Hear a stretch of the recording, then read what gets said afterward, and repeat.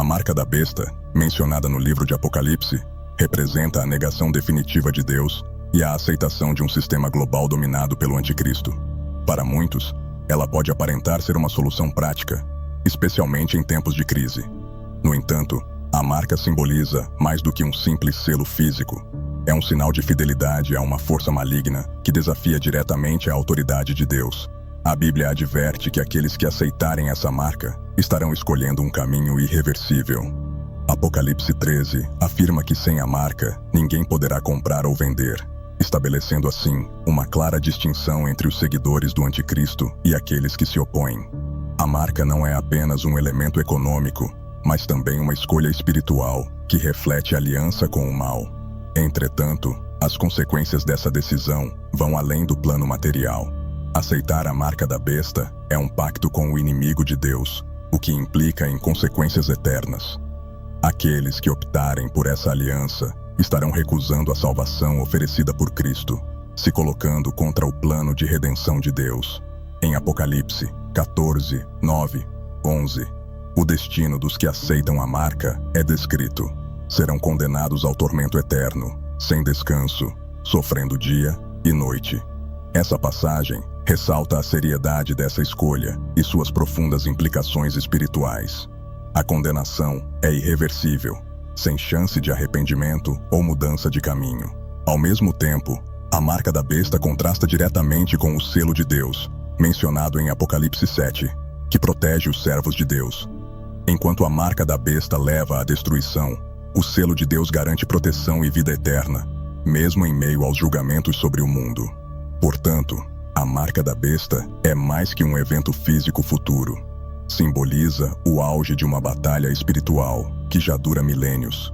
Aqueles que a aceitarem estarão escolhendo uma separação eterna de Deus, uma advertência repetidamente enfatizada ao longo da história bíblica.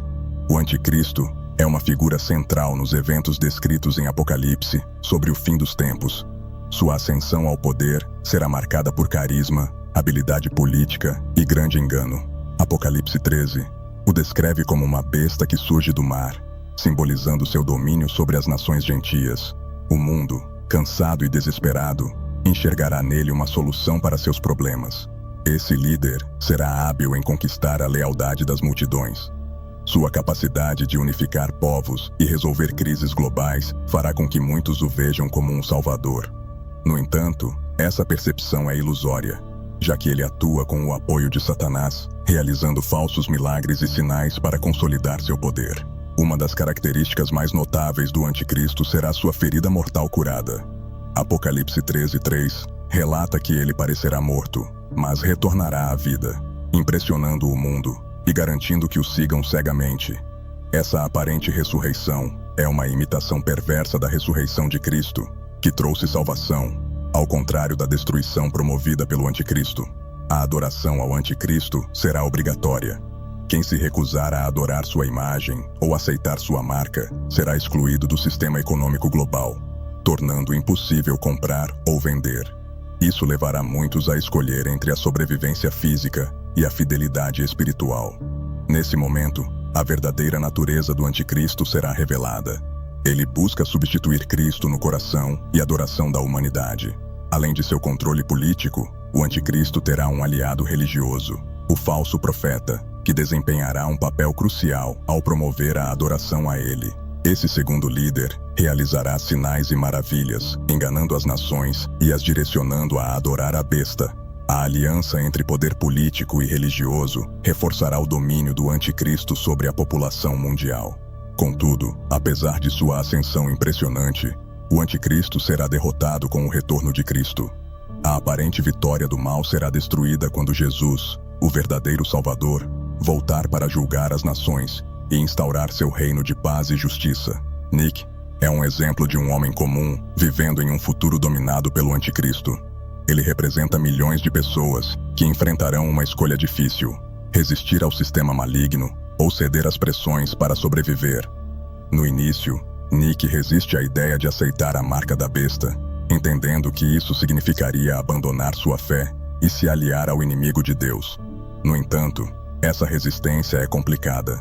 Ele enfrenta dificuldades financeiras, incapaz de comprar alimentos ou vender seus produtos. O sistema global está completamente controlado pela marca, e sem ela, ele se torna um pária. A tentação de ceder cresce a cada dia, enquanto a fome e o medo da exclusão social se tornam esmagadores. As dificuldades de Nick são intensificadas pelo fato de que ele vê outros ao seu redor prosperando após aceitarem a marca. Amigos e vizinhos que tomaram essa decisão parecem viver em paz, participando livremente da sociedade e acumulando riquezas. Isso faz Nick questionar se sua resistência vale a pena. Mesmo com toda a pressão, Nick sabe o que está em jogo espiritualmente. Ele está familiarizado com os Outcasts, um grupo que resiste ao anticristo e se recusa a tomar a marca. Eles acreditam firmemente nas promessas de Deus e sabem que o julgamento divino está próximo.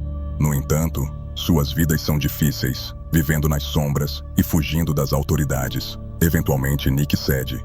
Ele aceita a marca, acreditando que isso trará alívio às suas dificuldades. No entanto, em vez de paz, sua decisão traz sofrimento. O local onde a marca foi implantada começa a doer, exalando um cheiro horrível e se transformando em uma ferida horrível. Esse sofrimento é apenas o início das pragas que atingem aqueles que tomaram a marca. Conforme descrito em Apocalipse 16, a batalha interna de Nick reflete a luta que muitos enfrentarão nos tempos finais.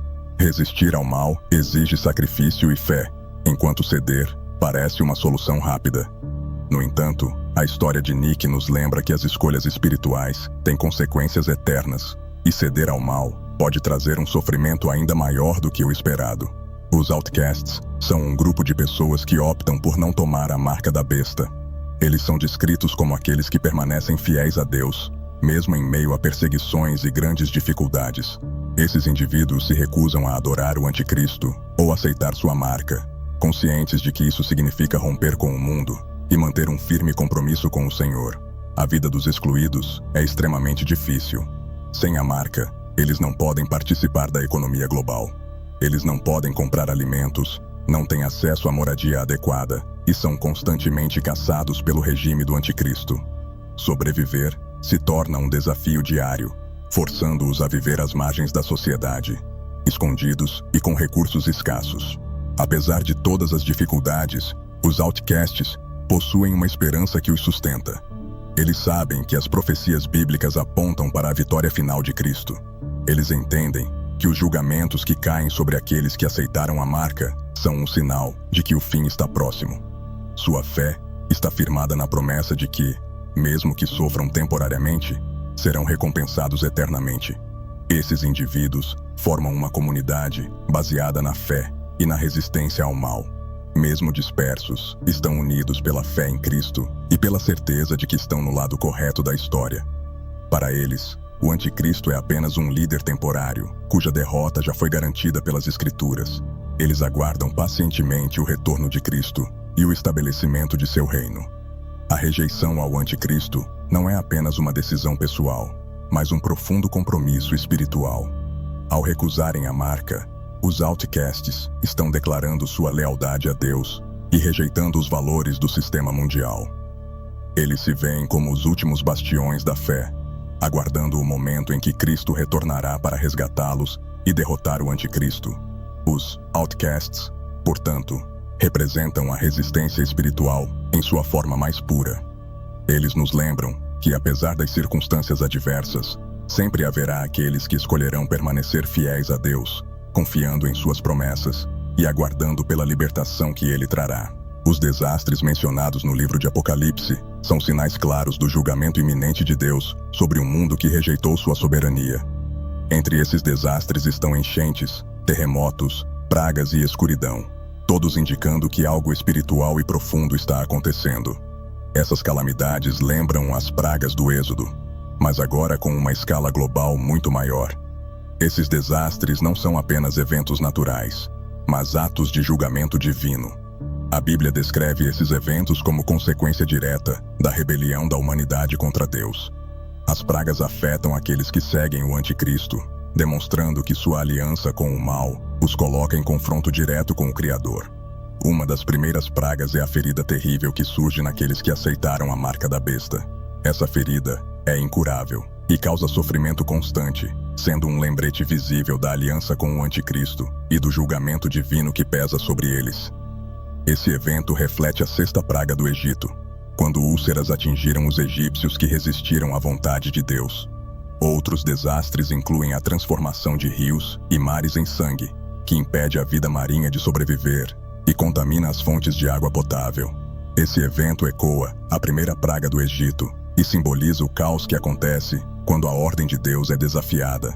A água, fonte de vida, se transforma em um agente de morte. Terremotos e escuridão também estão entre os sinais dos tempos finais. A terra treme em resposta à corrupção que a domina, e a escuridão cobre as nações, sinalizando o julgamento iminente. Em Apocalipse 16, essas pragas estão diretamente ligadas às ações dos anjos que derramam as taças da ira de Deus sobre o mundo. Esses desastres, apesar de destrutivos, são também um chamado ao arrependimento. Deus, em sua misericórdia, permite que essas pragas sirvam como um último alerta à humanidade, oferecendo uma oportunidade de arrependimento antes do julgamento final. Entretanto, muitos, como descrito em Apocalipse, endurecem seus corações e continuam a seguir o Anticristo, recusando-se a voltar para Deus. O templo celestial, descrito em Apocalipse, é um lugar enigmático onde ocorrem eventos cruciais nos últimos dias. Em Apocalipse 11, vemos o templo sendo aberto e a Arca da Aliança sendo revelada, um momento de grande importância espiritual. Essa revelação indica que o julgamento de Deus está prestes a ser derramado sobre a terra, e o templo celestial é o centro desses julgamentos. O templo de Deus no céu reflete o templo terrestre de Jerusalém, mas é muito mais glorioso e cheio da presença de Deus.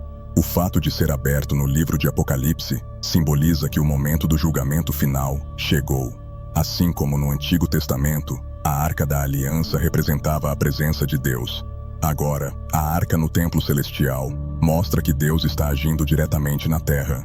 O templo também é o lugar onde os 7 anjos recebem suas ordens. Em Apocalipse 15, 5, 8, os anjos saem do templo com as taças da ira de Deus. Vestidos com linho puro e com faixas de ouro, eles simbolizam a pureza e a justiça do julgamento que estão prestes a executar. Esse julgamento não vem da maldade, mas de um Deus justo que traz retribuição sobre um mundo que o rejeitou. Além disso, o templo está cheio de fumaça, representando a glória e o poder de Deus. Ninguém pode entrar no templo enquanto os anjos derramam as taças, indicando que o julgamento de Deus é definitivo e irreversível. Uma vez que os julgamentos começam, não podem ser interrompidos. A fumaça também serve como um lembrete ao povo de Deus de que esses eventos são parte de seu plano soberano. É importante notar que o templo celestial é real, mas espiritual, e seus eventos têm impacto direto na terra. As decisões e julgamentos que ocorrem no templo mostram que as realidades espirituais afetam diretamente o mundo físico. O templo de Deus é onde a justiça celestial é decretada e manifestada na terra. Os eventos no templo celestial, portanto, são um lembrete da soberania de Deus. Ele não está distante ou indiferente aos eventos no mundo. Pelo contrário, ele está ativamente envolvido, e seu templo no céu é a sede de sua justiça e glória. Para os crentes, o templo celestial é um símbolo de esperança, pois reflete a presença eterna de Deus e o cumprimento de suas promessas. A abertura do templo celestial é um dos eventos mais significativos em Apocalipse. Esse momento marca o início de uma série de julgamentos devastadores que serão derramados sobre a terra. Apocalipse 15, 5 descreve como o santuário do tabernáculo do testemunho no céu é aberto, e dele saem 7 anjos com 7 pragas, cada um segurando uma taça cheia da ira de Deus. Esse é um momento solene e poderoso, onde a justiça divina é plenamente manifestada. Esses 7 anjos são mensageiros divinos, encarregados de trazer os últimos julgamentos de Deus sobre a humanidade. A imagem dos anjos saindo do templo sugere que esses julgamentos são ordenados por Deus, não são aleatórios.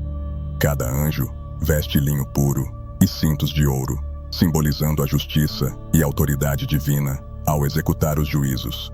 As pragas que eles carregam são os últimos castigos que cairão sobre a terra, com o propósito de julgar aqueles que rejeitaram a verdade. Um detalhe importante nessa cena é que a fumaça da glória de Deus enche o templo, impedindo que qualquer um entre até que as pragas estejam completas. Isso indica que, uma vez iniciados, esses julgamentos não podem ser revertidos. A ira de Deus deve ser completamente consumada. Esse detalhe sublinha a seriedade desse momento nos últimos dias. A fumaça também lembra a santidade e poder de Deus, e a gravidade desses eventos. Esses 7 anjos não agem por conta própria. Eles são guiados pela vontade de Deus e seguem ordens específicas para derramar as taças em várias partes da terra. Cada taça contém uma praga específica que afeta tanto os elementos físicos quanto os sistemas espirituais e sociais. Por exemplo, a primeira taça provoca feridas dolorosas nos que receberam a marca da besta, enquanto outras afetam o mar, os rios e até o sol. Cada praga é um lembrete do poder soberano de Deus. A conexão entre esses eventos e o templo celestial nos ensina que as realidades espirituais impactam diretamente o mundo físico. O que acontece no céu se manifesta na terra, e os julgamentos representados pelas taças revelam essa ligação entre o espiritual e o material. O templo celestial, sendo o centro da ação de Deus, nos mostra que tudo está sob seu controle e nada ocorre sem sua permissão. Esse período de julgamentos serve como uma advertência final à humanidade. Embora as pragas tragam dor e sofrimento, seu objetivo é provocar arrependimento. Deus não é um juiz cruel. Ele deseja que as pessoas se voltem para ele. No entanto, como o Apocalipse mostra repetidamente, muitos endurecerão seus corações e continuarão no caminho da destruição. Um dos eventos mais impactantes do Apocalipse é a cura milagrosa do Anticristo, descrita em Apocalipse 13:3. Esse líder global sofrerá uma ferida mortal, mas de forma milagrosa será curado. Essa aparente ressurreição é um dos elementos mais poderosos de seu engano, levando o mundo a admirar e seguir a besta, acreditando que ele possui um poder sobrenatural. Essa cura é uma paródia sombria e distorcida da ressurreição de Cristo. Assim como Jesus ressuscitou dos mortos, o Anticristo também parecerá derrotado, mas voltará à vida. Essa imitação da obra redentora de Cristo é uma estratégia satânica para desviar as massas da verdadeira fé. Ao parecer triunfar sobre a morte, o Anticristo não só ganha a confiança das nações, mas também reforça sua posição como líder supremo. O fato de essa cura impressionar o mundo inteiro revela o poder do engano que será exercido durante o governo do Anticristo.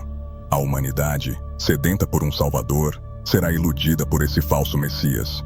Seu retorno da morte será visto como um sinal de que ele é invencível, e muitos acreditarão que ele é uma figura divina, ou pelo menos, um líder digno de adoração.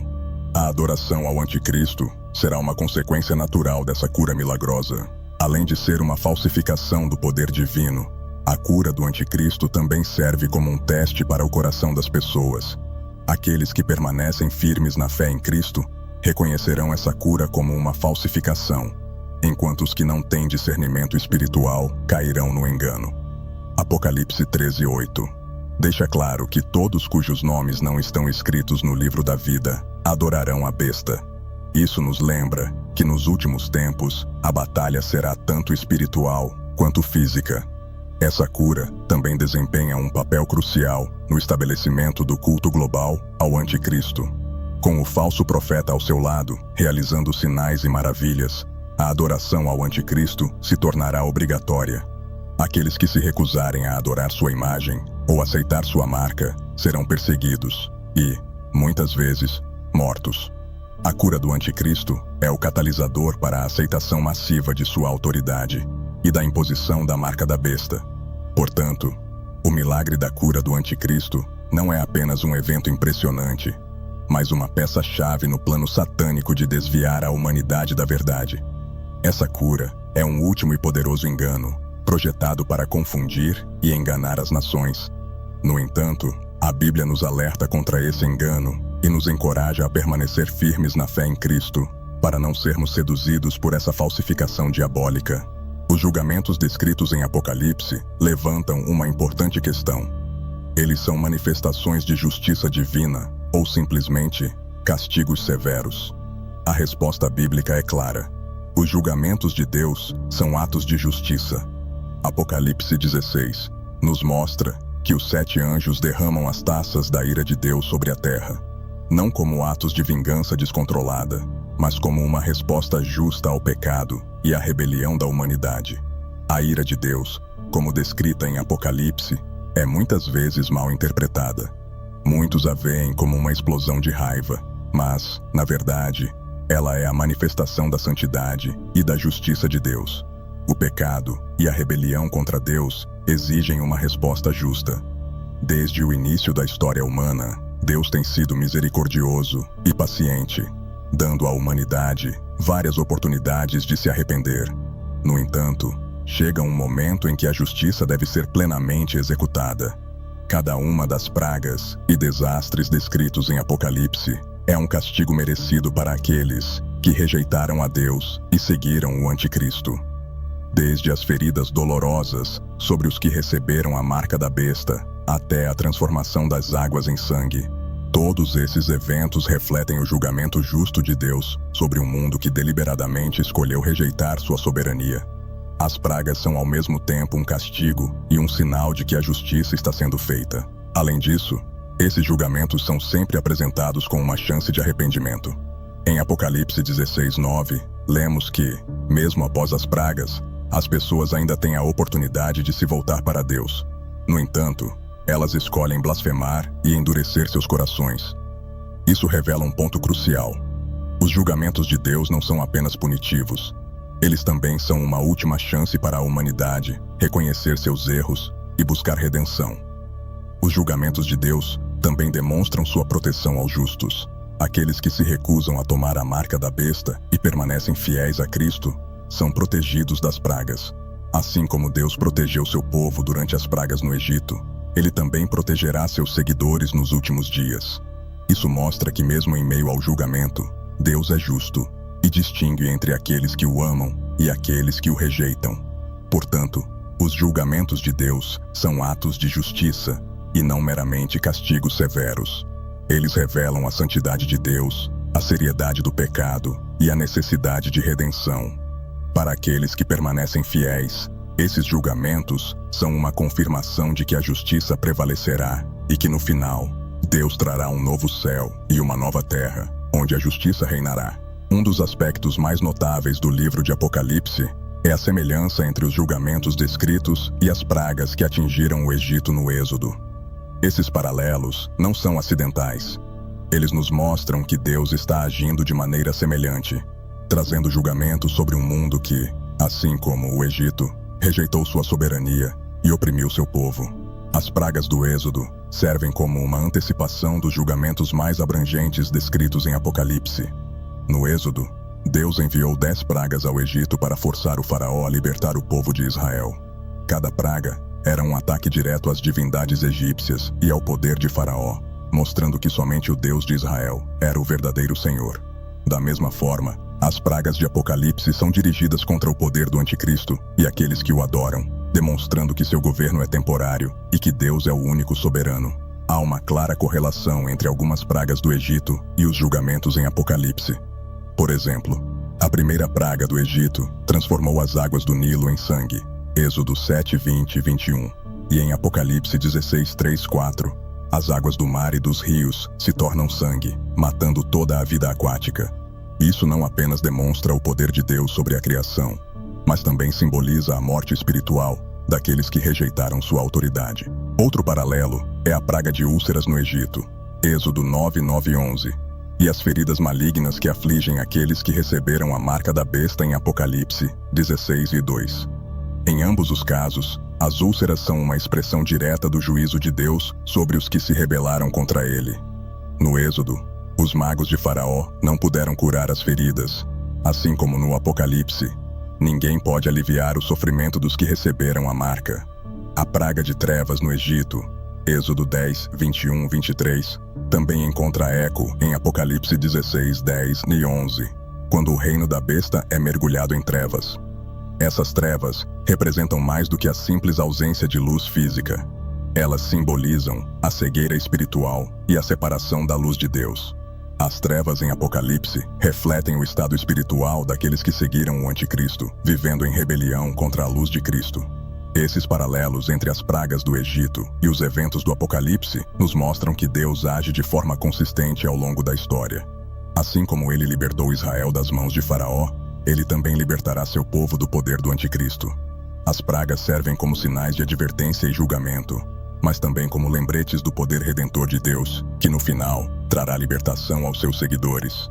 Aceitar a marca da besta, conforme descrito em Apocalipse 13, é mais do que uma decisão momentânea.